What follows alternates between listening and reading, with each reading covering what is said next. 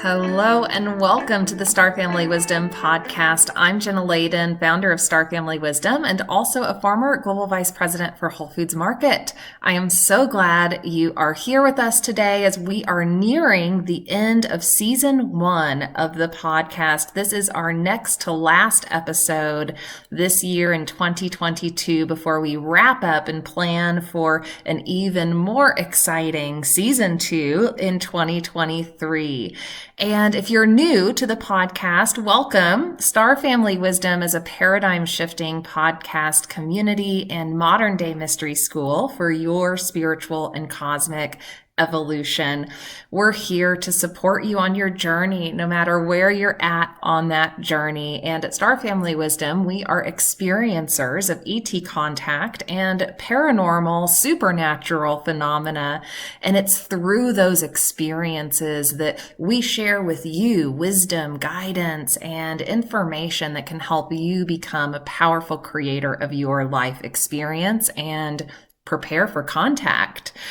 If you are new to Star Family Wisdom, check out our website, www.starfamilywisdom.com. We've got tons of great resources and freebies for you to get you started on your journey. And this month in October, you can find us on the Conscious Awakening Network, which is launching on Roku and Amazon Fire TV. And through this new Conscious Awakening Network, you'll be able to access tons of amazing content and educational material from spiritual leaders, practitioners, and trailblazers. So check us out there. You'll find select episodes of the podcast on Conscious Awakening Network, and you can watch that on your TV, and in the future, it will be available on apps as well.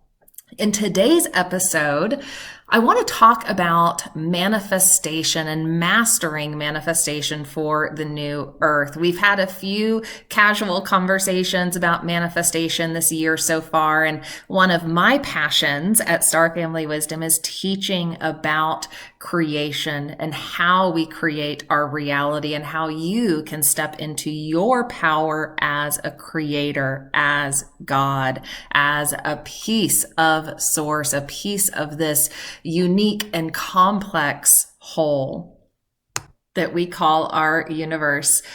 And if you're new to this topic, it's really easy for us to just think of manifestation as, some woo-woo stuff or something you've tried and maybe haven't gotten the best results on, or maybe you've been practicing manifestation for a while and you've just got some missing pieces of the puzzle. So we're here to help you put together all of those pieces of the puzzle. And my journey with manifestation has been a really interesting one because I used to be atheist. For those who don't know my story, my background was as an atheist, as a leader at Whole Foods Market for many years, working in the world of corporate America, being very analytical and logical, very left-brained, very much in my masculine energy for so many years. And it wasn't until I went through a major awakening, a dark night of the soul, a big emotional moment in my life, a loss in my life,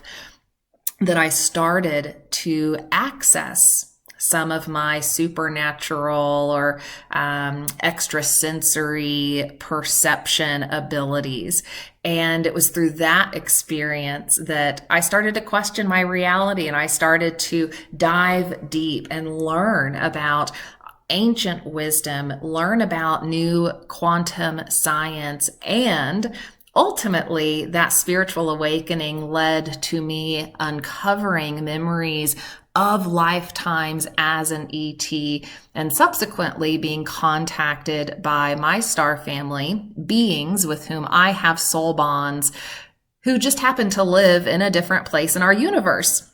And it is through that soul bond, that connection, that quantum connection, which we'll talk a little bit more about as it relates to manifestation, but it is through that quantum connection, through the quantum field of our universe, that we are able to access information, people, places at any time, anywhere.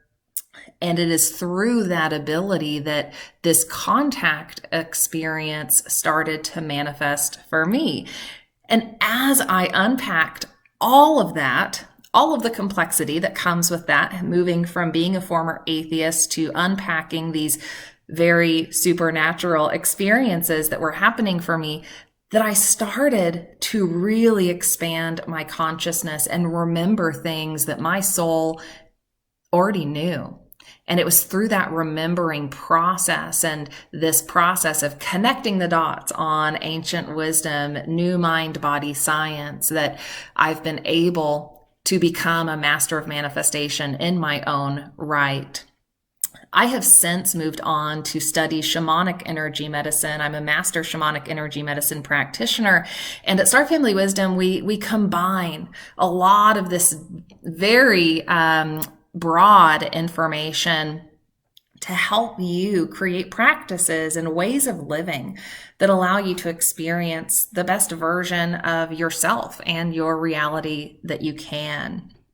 And ultimately, we are all masters of manifestation. We just have to remember the process, and we just have to remember and in some ways reprogram our minds to understand the truth of our reality. We happen to have grown up on a planet that has been very troubled, obviously. And through all of that chaos, trauma, distortion, we've lost some of the truth. Some of the truth has been misconstrued or misinterpreted in certain ways.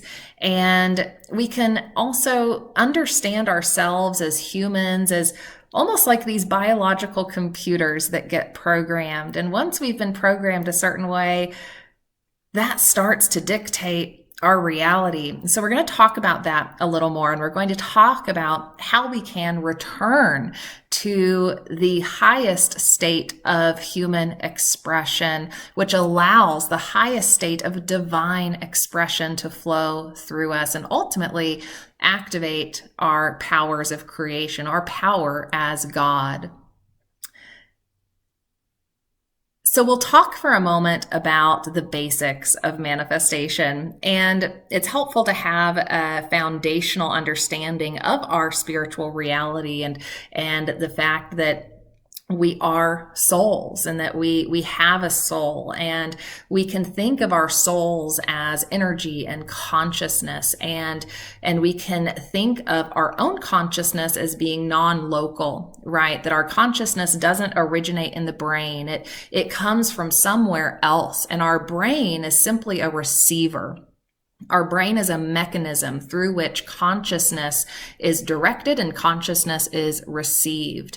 And everything in our reality is energy. And energy contains information that informs physical reality. So our physical reality is influenced by the invisible. So all things physical emanate from the invisible. And the way we direct our consciousness creates matter, ultimately. So we can influence matter. We can change physical matter around us. And what we think and how we feel and our emotions give rise to the reality around us. We'll talk a bit more about that as we go on. And as I stated previously, everything in the universe is connected through the quantum field, and we can influence future events and outcomes by connecting to the quantum field and shifting the information in the field. And our mindset and our neural networks that have developed in our brain ultimately influence how the universe creates our physical reality, because we are always connected to the quantum field. There are certain practices and ways in which we can more directly influence the quantum field in a faster way, in a more profound way. But the quantum field, the universe, is always connected to our mind. And so how we are programmed and how those neural networks have formed ultimately is what is creating our reality. And we can think of those neural networks as subconscious programming. So subconscious programs for the most part, run our actions and our behaviors, and because consciousness gives rise to the reality around us and our subconscious mind is constantly communicating with the universe, most of our reality and most of our life experiences are created unconsciously. So did you know that actually 70% of our subconscious programs are most likely not serving us? And the average person is operating from less desirable or maybe more negative subconscious programs for a majority of their day. So right there, we've got good data that starts to help us understand that the majority of our life experience is being created unconsciously, and we want to move into a place of conscious creation. And unfortunately, if we're carrying some of those negative or less desirable subconscious programs, that also activates our fight or flight response more often, and it causes stress in our bodies, which then creates health complications. So we can think of manifestation as not only affecting the physical reality we see around us and our interactions with people, places, and things, but also how our body functions and how our body either regenerates properly or not. So we already talked a little bit about the mind being an important component of understanding manifestation. So it's important to understand that you're operating with three different minds in a way. You have a conscious mind, a subconscious mind, the unconscious part of ourselves, and then the superconscious mind, or the higher self, or the oversoul, or God, essentially, right? The universe. So we have three minds that are working together constantly, kind of like a computer. And our subconscious mind is giving directions to the universe. And I like to think of this in kind of a metaphor that's a little technological, but it helps. It helps, I think, make the connections here. I like to think of our brains like computers, because they do get programmed very much like a computer, and the universe is like a computer. We can think of the universe as having a mind as well. And the universal mind and our subconscious mind are just two computers talking to each other, running algorithms and creating the next program. And you can think of your neural networks and your subconscious programs as the algorithms. And the programs that the algorithms are creating are the things and events that we're experiencing in life. So the universe just starts to run the program based off of the algorithms that we're giving it. But the good news is that we can learn how to control those algorithms. The algorithms can be changed. And when we change our subconscious mind, we're changing the algorithms, and then we start to experience new things. So you change the algorithms and you can change your life. And most people don't know that most of our subconscious programs or beliefs are programmed into us before the age of 7 or 8. And that's because when we are a child, we are mostly in a hypnagogic state. Like, we are hypnotized. We are in an altered state of consciousness as a child until we have developed to around that age of 8 or 9. So in our early childhood, literally everything we are hearing and experiencing is becoming a program and a belief that we are then living by, right? Those programs and beliefs have become the algorithms that the universe is using to create the program of our life. So that's why you hear a lot of people talk about the inner child work. Really, what that's getting at is going back to those very early beliefs and programs, subconscious programs that we took on, and changing them so that we're giving the universe something different to reflect back to us. A lot of people talk about the universe being holographic in nature, that we are constantly experiencing a reflection of our inner reality. This is another way to think about it. we can think about those neural networks, those subconscious programs that we have taken on as creating this inner reality that we're all experiencing inside of ourselves daily. And that's maybe our self-talk. That's what we're thinking about in terms of things that might be playing out in our lives. We might be thinking of worst case scenario, or we might be thinking of the best case scenario. We might be worrying. We might have anxiety. We might have doubt. We might have fears.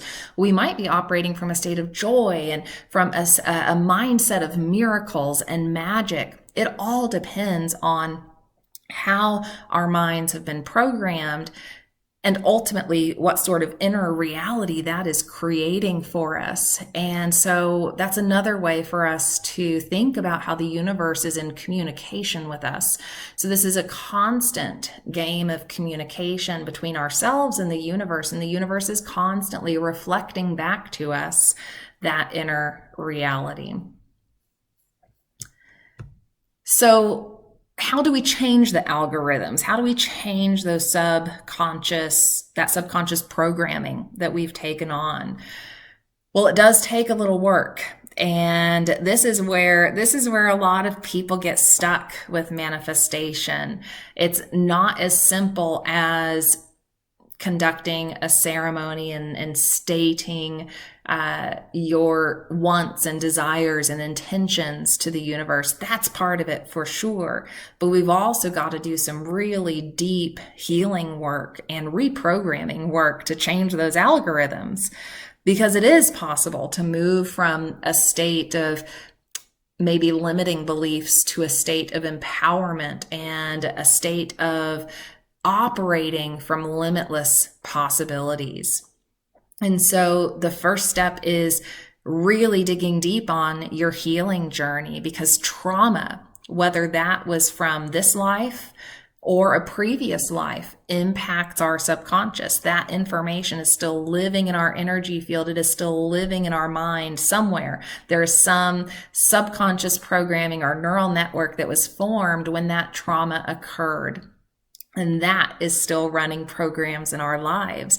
That is, in some cases, what causes certain people to show up in your life. It may be a situation where you have a pattern that keeps repeating because of that neural network, because of that trauma that is still living in your system.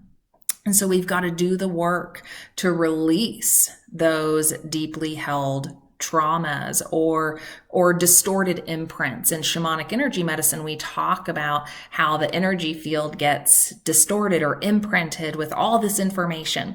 So not only is the mind programmed a certain way, but our energy field is also containing information. And you can work with a practitioner of energy medicine. You can do energy clearings to shift the energy in your field to make it an easier process for your mind to reprogram.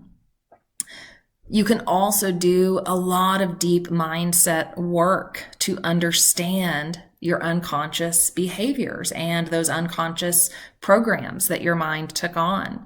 When we start to gain an awareness of our self-talk and how we're thinking in our head all day, that can help us understand what those unconscious or limiting beliefs might be. And as we identify those limiting beliefs and those fears and those anxieties and those doubts that we've been programmed with, we can then start to release those and let go of them. The first step is understanding what they are. And then the second step is doing the release work. And there are tons of practices. There are shamanic practices. There are other spiritual practices that can help you shed those limiting beliefs and take on new empowering beliefs. A more mainstream scientific approach to that is cognitive behavioral therapy. That is essentially mindset work and reprogramming those neural networks for new empowering beliefs and for new behaviors. And as we do all of this work, we've got to practice mindfulness constantly, because as we are identifying where we have these, let's call them blockages, because any fears, limiting beliefs, anxieties, doubts are blockages to our manifestation process. As we identify those blockages, and we start to do the work to reprogram, we then have to be super mindful about every moment in our day and whether we are taking steps forward towards that new empowered state of being, or whether we're taking a step backwards towards that more limited state of being. So we have to control our focus and our awareness and be aware of the mind. And this is where meditation comes in, right? Where we are practicing awareness. We're practicing constant awareness so that we can also be in constant practice around shifting our mindset. And Abraham Hicks talks about holding a belief, or let's call it a thought, holding a thought for 17 seconds. And as we're able to hold that thought and maybe repeat it like as a mantra over and over and over for that long, we can then start to find an easier flow towards that line of thinking rather than a different line of thinking. So try that as a first step as well. And we also have tons of resources in our manifestation toolkit and our Masters of Manifestation course that help you really dig in to these limiting beliefs and help you access the tools and the practices to do the work to make these changes. And so as we're in this mindfulness process, as we are becoming more and more self-aware, as we are really understanding how our mind is operating and how that is giving rise to our behaviors and our actions, and ultimately starting to understand how our reality around us is a reflection of our consciousness and our internal reality, we can then start to become a more empowered creator of our life experience. And that's what this is all about. Manifestation is about becoming an empowered creator with the universe. You're meant to be a co-creator with the universe. You are meant to step into your power as God, with God, to create actively. We're here to create. And these are the two extremes. We're here to create heaven or hell, ultimately, right? And there's a whole spectrum in between that we can create. And as we start to remember that we're just creators and we're here to learn some lessons and grow as we go along, and we're here to have fun and see what we can create with the universe, manifestation can become a fun game. Once we get through some of that harder process of transmuting the trauma and transforming some of the maybe, darker programs we've taken on, or maybe some of the darker, parts of our mindset. As we do those shifts, we can start to experience a more fun and lighthearted way of living. And intention is ultimately so powerful, and your intentions become even more powerful. Your words become even more powerful as you start to do the work to heal. So as you activate new layers, expanded layers of your consciousness, as you go through your ascension process, through that healing, as you are lightening your energy by shedding some of the heavy stuff that we've carried, your power increases.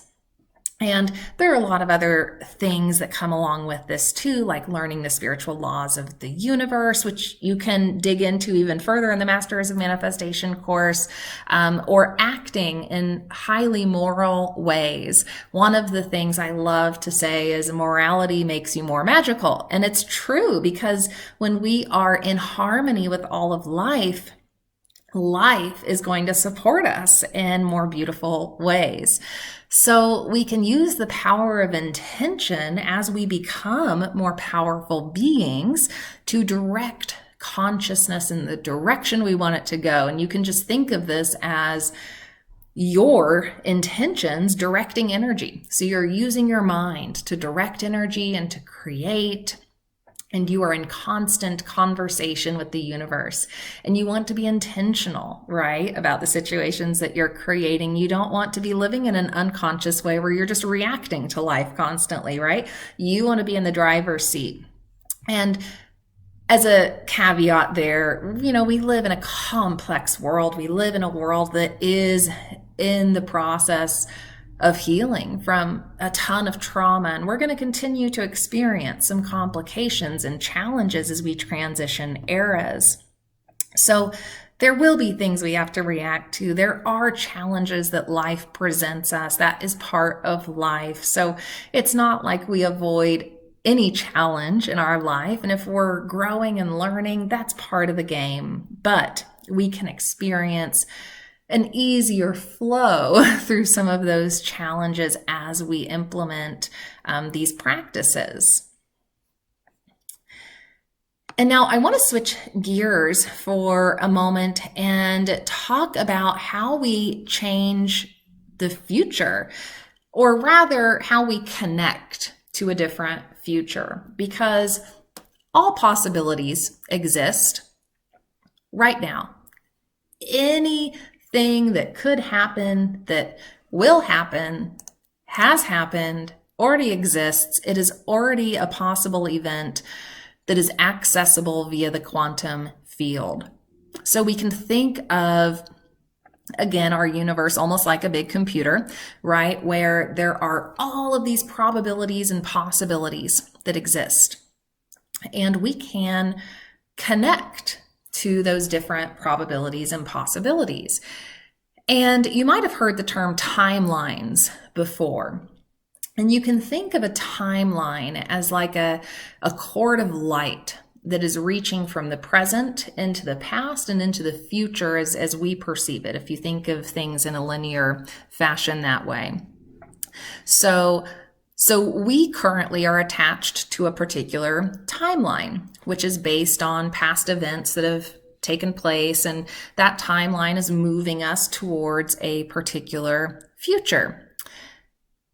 And we'll talk a little bit more about that in just a moment, but I want to talk about the quantum field, because the quantum field is where all of that information exists, and we can access the quantum field by creating stillness and emptying our minds and utilizing the space in between breaths to connect to the higher dimensions where our higher self resides, and to connect to that field of information that exists in our universe.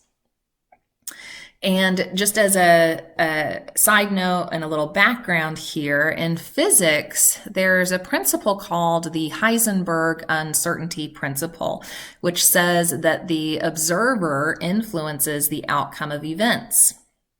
You might have heard about the double slit experiment, which has begun to prove this observer effect. And in the double slit experiment, what we learn is that just by observing the double slit experiment, the behavior of the photons that are going through these two slits in a piece of paper changes. So the act of having someone observe it changes the behavior of the photons. So this basically tells us that once consciousness is involved and the act of observing the event has started, that can have a meaningful impact on the outcome of the event. And that essentially just tells us that our consciousness can be directed in a certain way to change the outcome of future events.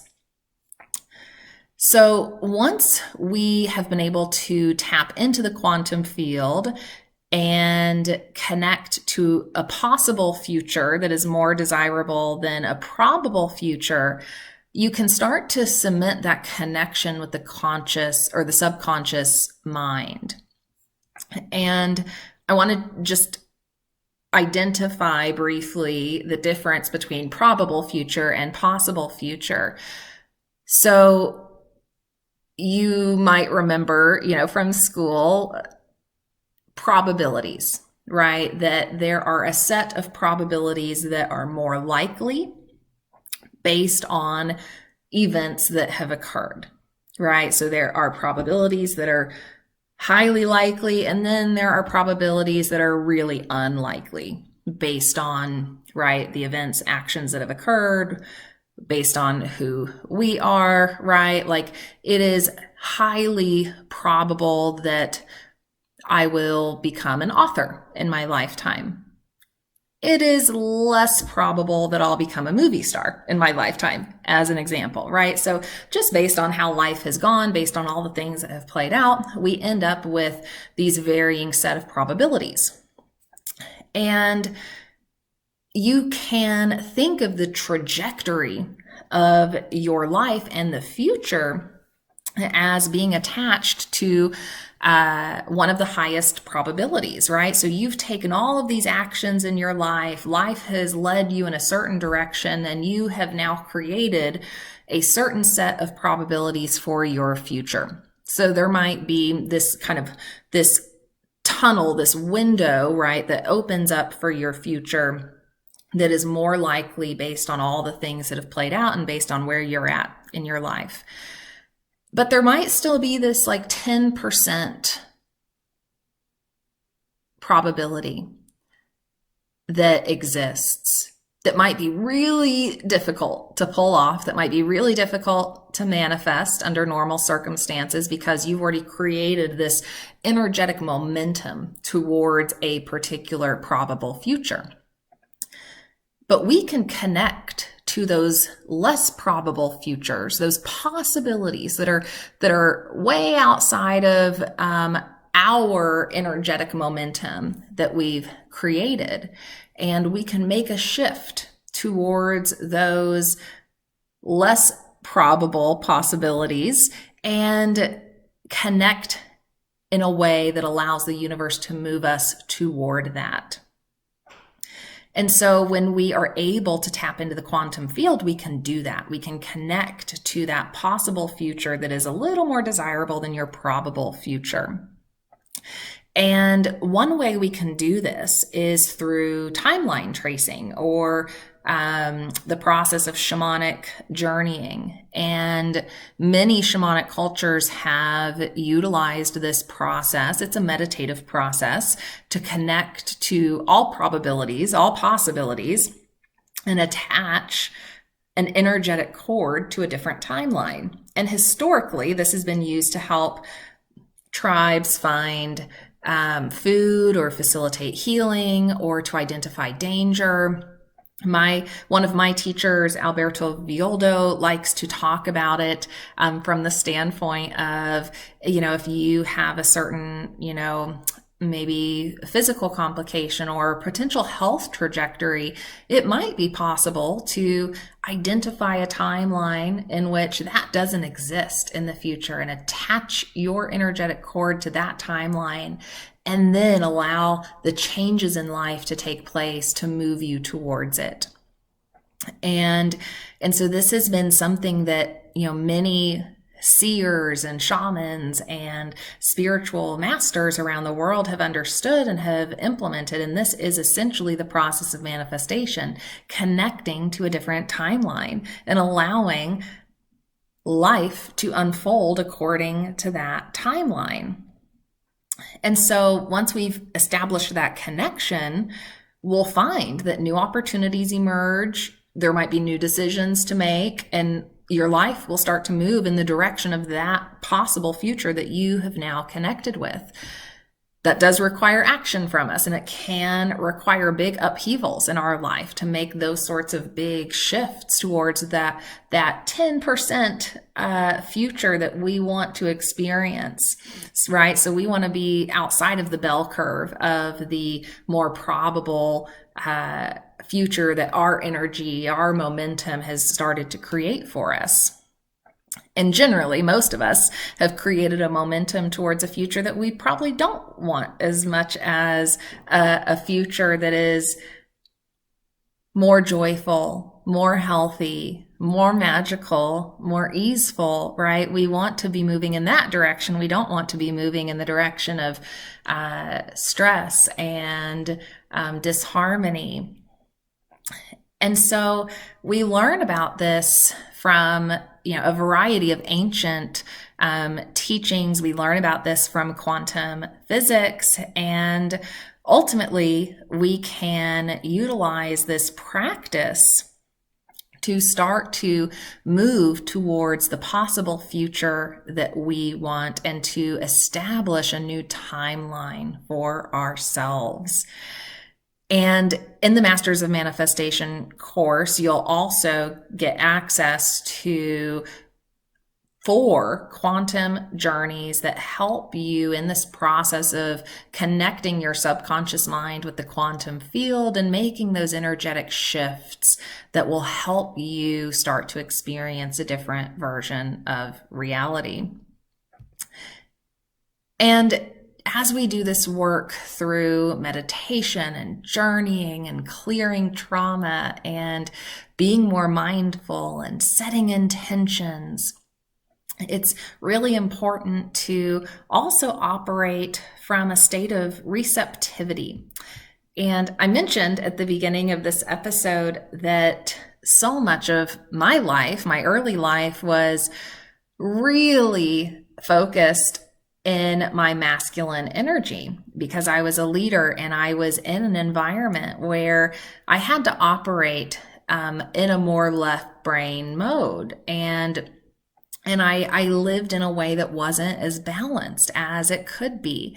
And when we're able to balance our left and right brains, when we're able to balance our masculine and feminine energies, we create a situation in which our energy can flow through our system unobstructed. We create a situation in which our minds can connect so much more easily with our higher self. We create a situation in which we are becoming an expression of harmony. And it's through balancing that energy, balancing the hemispheres of our brain, that we're able to operate in this much more harmonious way. And because most of us have experienced lots of negative programming, lots of trauma in this world. Most of us have been holding lots of limiting beliefs, fears, and doubts, whether that's about our worthiness or about what's possible. And that is an automatic recipe for living in fight or flight mode. And that automatically puts us in a state of resistance. And if you've listened to Abraham Hicks, you might hear Abraham talk about the state of resistance, right? And what are we in resistance to? And anytime we're experiencing resistance, that is blocking our manifestation ability. That is blocking our powers of creation. So we want to be living in, more often than not, a state of receptivity. And that state of receptivity is more of a feminine state. And that state of receptivity can be accessed when we are really mindful about stepping out of stress mode, right? So we talk about fight or flight mode being our stress response, right? So anytime, stress, danger, or even perceived danger is occurring in our lives, we are mobilizing our sympathetic nervous system, which keeps us in a heightened state of alertness and activates that response to danger. And so any little stress in our life is causing that. And that's just because, we're wired to respond to danger. It's one of our survival mechanisms. It's great that we have that. However, if we have these, deeply wired neural networks around fear and limiting beliefs, we are more often than not activating that stress response and activating our fight or flight mode. And, historically in prehistoric times, our fight or flight mode might have gotten activated every once in a while to run from an animal or something like that. And that's great. That's helpful, but it's not meant to be activated all the time. And most humans are living in that heightened state of sympathetic nervous system response, which is not only blocking our ability to manifest the things we really desire, but it's also creating some major health ramifications for us.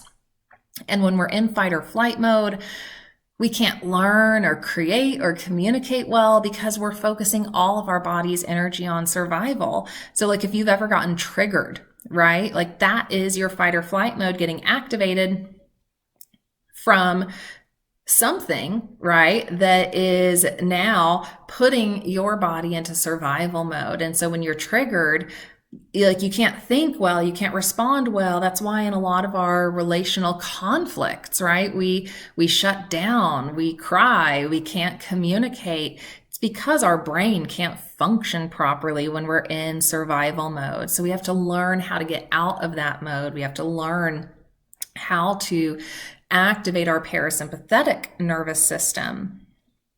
And unfortunately, when this fight or flight mode happens, or when we're stressed and we're shutting down the creative mind, we're also shutting down access to our higher self, or access to the quantum field, where we can retrieve those ideas and the inspiration, and where we actively, communicate with the universe about our desires. So again, we're naturally wired for this. It can be a good thing for us, but we're not meant to be in that state constantly. So it's really important to tune into, is that happening for you? And when is that happening? Why is that happening? And start to work on the shifts around that can help you come back into a state of balance, come back into a state of receptivity. And as we do this, we, start to feel a lot better, but we also start to impact our health in better ways too. And, science is now proving that our emotions and our thoughts have a direct impact on the genetic expression of our DNA. So negative thoughts and emotions create a negative gene expression and state of dis-ease, which ultimately can lead to the distortion in our body that creates disease. And positive thoughts and emotions and positive, wiring in our brains can help create positive genetic expression and health. So it really is that simple. That, again, this isn't about thinking positive all day, every day, every minute of the day. That's not human, right? We are going to have ups and downs. It's important that we feel the things we need to feel to release them, but we need to be aware of where our mindset is, where those neural networks are. Do we actually have programming for more negative thoughts, or do we have programming for more positive thoughts? And so we can start to understand, where we're leaning generally, how our mind is operating more often than not, and whether that is, again, putting us in the state to more actively, more consciously create our reality with the universe, and whether that's putting us in a state to allow our bodies to rejuvenate properly, and whether that's, leading to a state of health or a state of disease. Okay, now we've talked about a lot here. We've talked about the power of the mind. We've talked about neural networks and subconscious programming. We've talked about timelines and probabilities and possibilities and balancing our brains and our energy. There's a lot that goes into becoming a powerful conscious creator. And again, the biggest thing we can do is focus on that healing work to let go of limiting beliefs and let go of some of that negative programming that we've taken on, whether that was from this life or previous lives. As a personal example, I started this journey by focusing on programming I had taken on in this life. And as my spiritual journey has progressed, it has evolved into unlocking new layers of programming that existed from past lives, layers of trauma, layers of beliefs that I had held related to all of these patterns that had played out from lifetime to lifetime. So as we progress in our journey, we have this opportunity to expand this work into other lifetimes and ultimately heal many other aspects of ourselves in addition to the part of ourself that has experienced this lifetime. And so, as we work to become more conscious creators and become powerful manifestors, we have to be honest about where we're at on our journey and whether we're still holding limiting beliefs about ourselves or the world around us. And we have to understand, right, that our negative subconscious programs are just playing on autopilot. So until we dig into them and understand them and shift them, we're just going to continue to receive a life experience, a program from the universe that is that autopilot program that may not be the highest expression of what's possible for ourselves. And if you're struggling to maintain a state of peace and calm and receptivity, focus on reprogramming those subconscious beliefs and those neural networks.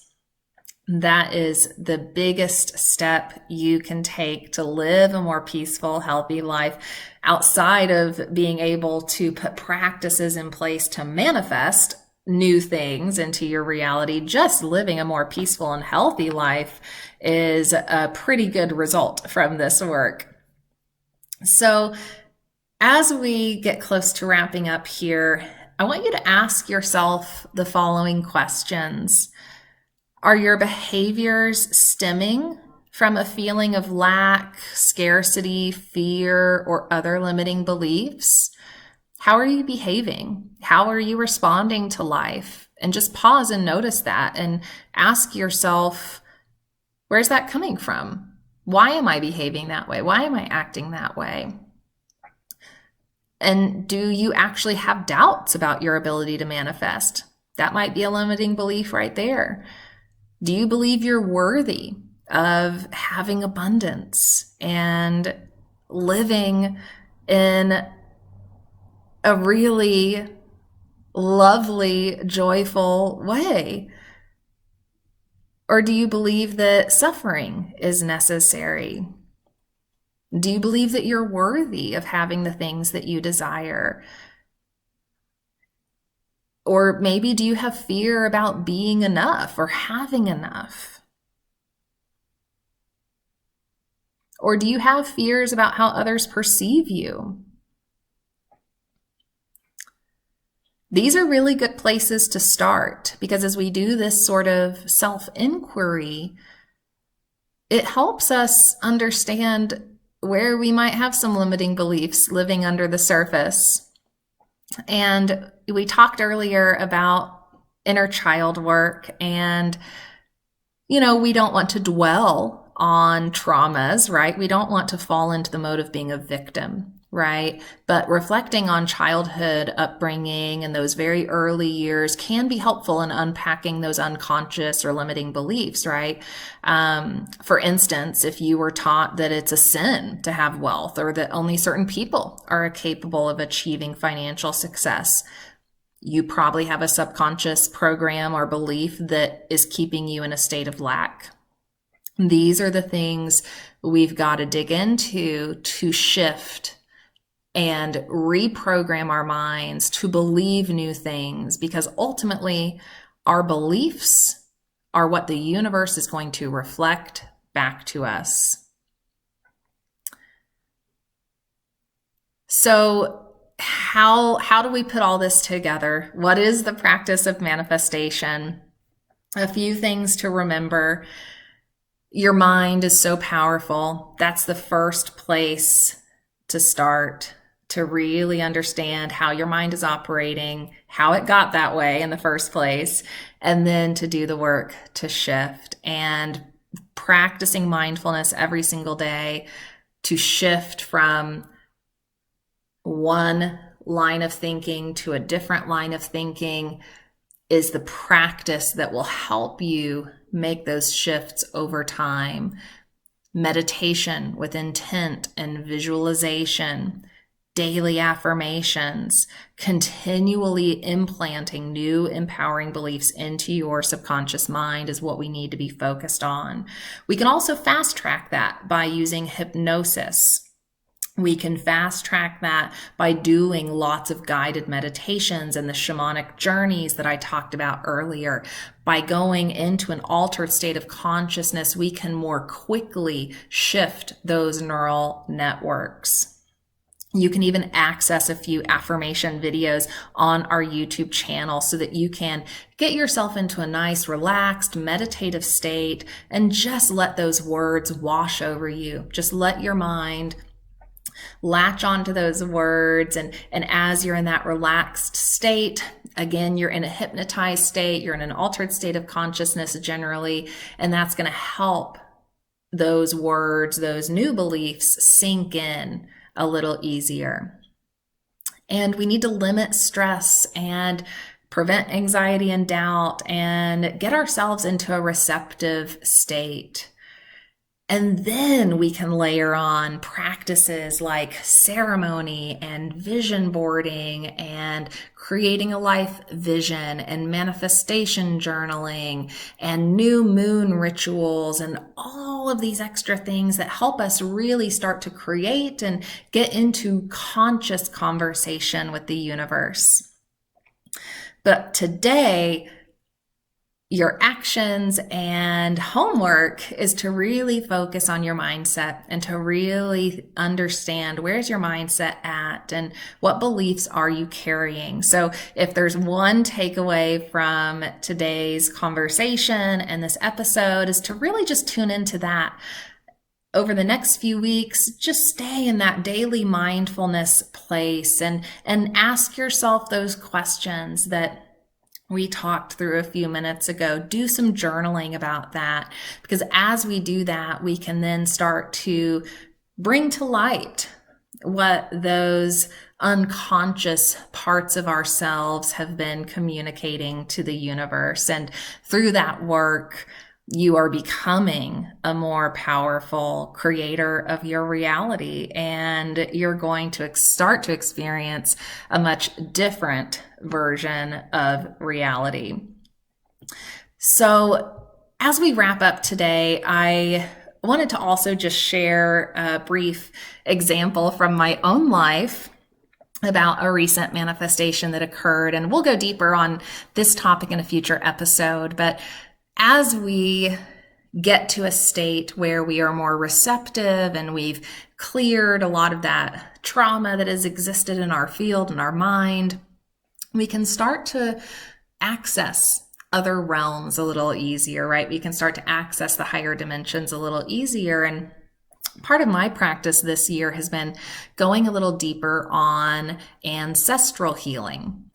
So I mentioned earlier that I've been really digging into past life patterns and wounds that I could shift and clear to help me become an even more powerful creator. And part of that process has also been doing ancestral healing work with my family and my deceased ancestors and helping them clear traumas that have existed from lifetime to lifetime, helping us clear patterns, generational patterns that have existed in my family. And it was through that work that I was able to get into conversation with one of my grandmothers. And she left me the gift of her art. She was an artist in her lifetime, and I'm the caretaker of her collection. And a while back, I had been thinking, at some point I might sell some because I've got a lot and it might be, good to downsize just, all the things I have and consolidate storage units and, all those chores we have to take care of in life. And it was in that process that I thought, I want to be very mindful about how I do that. And I want to be very mindful and thoughtful and respectful, of how I engage with her work, because her work's very special to me, and it was to her too. And I checked in with her and the universe, and I asked. This was one of those moments of asking to receive a reflection back that would help guide me in the right direction. So I asked, for a sign, an undeniable sign. If it was time to start to explore that a little, if it was time to go further with her art and sell a little here and there, give me a sign, show me the way. Universe, reveal to me the way. And within a week of doing that practice in ceremony, I received a message from a man who had seen her artwork and was inquiring about whether any were for sale. So, boom, an undeniable sign from her and the universe that it was time to re-engage in her work as part of this ancestral healing that had been taking place. So this is an example of digging into that healing work and clearing some of our past traumas and patterns that then opens up new doorways, opens up new energetic possibilities. So that was a fun one that happened this year. That was one little example of all of the ways that this plays out, this process of working with the universe and being in constant communication and being a conscious creator of our reality. So I hope that this has been helpful for you today, and I'm so excited for you to go further in this process yourself. Ultimately, you are here to become the new human and to master manifestation for the new earth. You're going to need these powers of creation as we go forward so that we can build a better earth for ourselves and for future generations. So as we do this work, it's not only for us, it's for everyone around us. It's for all of life. Because as we heal, the world heals, the universe heals, and we all move forward in a more beautiful expression of life, a more beautiful expression of spirit through us. So with that, check out our website for lots of manifestation resources and tools. That's what we're all about. We're here to provide you tools and support that help you in your spiritual and cosmic evolution, and ultimately in helping you become the new human. So don't forget to comment, like, subscribe so that you don't miss any of our future episodes. As I mentioned at the beginning, we'll be taking a little break as we wrap up season 1 and prepare for season 2. So stay tuned for more episodes coming in January 2023 with a brand new Star Family Wisdom experience. Thank you so much for being here today, and we'll talk to you soon. Have a great rest of your week. Bye, y'all.